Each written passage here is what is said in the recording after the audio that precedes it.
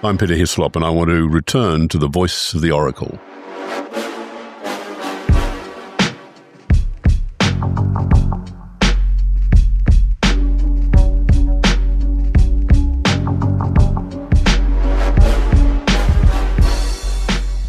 A pilgrim climbs the sacred slopes of Mount Parnassus.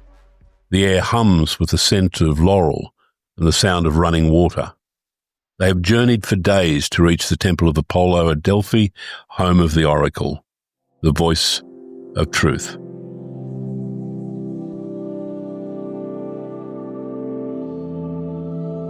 They purify themselves, make an offering, and enter the inner sanctum, where a woman sits on a tripod, breathing in sacred vapours.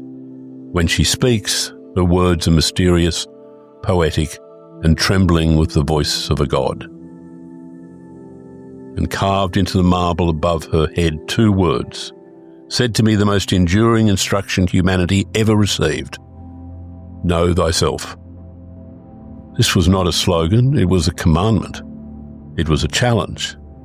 It was a warning. To those who sought wisdom without self-knowledge, Delphi offered only riddles. So the Greeks believed the truth was not something handed down. It was something earned through encounter with the divine.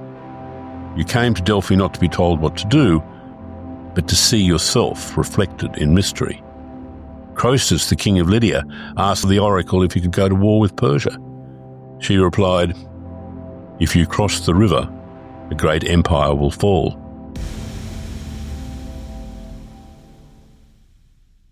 So he crossed the river, and it was his empire that fell. The oracle had spoken truth, but not the truth he wanted. Delphi gave you answers in the form of mirrors. The oracle revealed truth through paradox. AI, on the other hand, reveals information through pattern. The difference is profound. Delphi invited the seeker into the unknown self. AI tempts us towards the known world. We have traded mystery for mechanism, and in doing so, we risk losing the most sacred relationship humanity ever cultivated, the relationship between knowledge and our soul. Our new oracle is a marvel, but it doesn't know what pain feels like. It doesn't fear death. It doesn't love. It does not doubt. It does not awaken at 3 a.m, haunted by the question, am I living truthfully? Yet these are the conditions of wisdom. When we transfer our thinking to AI, we are not merely outsourcing cognition, we are outsourcing confrontation with ourselves. In the ancient world, truth had to be earned. Those who sought answers from the oracle of Delphi didn't simply arrive and ask a question. They withdrew from the world. They fasted. They climbed the mountain slowly. They prepared their minds to be ready for truth, to understand it, to hold it, and to act on it. That journey, the preparation, the cleansing, the climb, was not a delay. It was the point. It was how wisdom separated itself from convenience. Today we live in a world where every question can be answered instantly. Machines can tell us what something is, but not why it matters. They can reproduce patterns, but they can't discover meaning. AI can generate information, it can't justify knowledge. And that's the distinction that defines our time. Because while AI accelerates access, it also removes the discipline that gave us truth, its value. When we no longer have to earn an answer, we stop learning how to think. Deep work is the counterweight. It's our new mountain ascent, the modern form of cleansing, not of the body, but of the mind.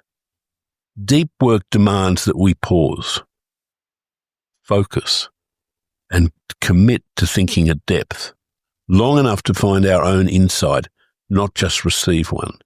It asks us to slow down in order to go further. It is how we learn to deserve the answers we're given, how we purify attention, extract meaning, and reinforce wisdom to knowledge. So in this new age of artificial intelligence, deep work is not just a productivity discipline, it's the modern oracle's gatekeeper, the process through which understanding earns its legitimacy. It's how we justify the answer, how we earn the right to know. Let's return for a moment to Delphi's most devoted disciple, Socrates. When the oracle declared that no one was wiser than he, Socrates didn't celebrate.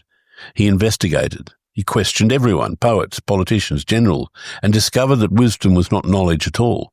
Wisdom was the recognition of one's own ignorance. His life became the embodiment of the challenge, know thyself, through questioning, humility, and moral clarity. Imagine Socrates today. He wouldn't be impressed by AI's answers. He'd be asking different questions. What is it in us that hungers for certainty over understanding? What is it in us that prefers automation to contemplation? What happens to a civilization that can calculate everything but comprehend nothing? Socrates would not reject AI. He would use it as a mirror. He'd say, this machine can show you everything except your own soul. So look harder. So what do? We return to the practice Socrates lived. Examine what you believe. Notice what you fear. Question what you consume. And challenge what you assume to be true. And before you ask a machine for an answer, ask yourself, what part of me wants not to know? And that's the beginning of wisdom. That's how we keep the flame of Delphi alive. When the Romans extinguished the fires of Delphi, they thought the gods had gone silent. But the truth is, they only changed form. The oracle never died, it moved inside us. And now as we stand on the edge of an age where machines think and humans forget, we must choose again. Will we seek knowledge to know the world or to know ourselves? Will we surrender to the new oracle or resurrect the old one within? The answer, as ever, is carved over the entrance to the temple of truth. Know thyself. Because if we don't, then all the algorithms in the world will never tell us who we are. This is Peter Hislop, and this has been Shift.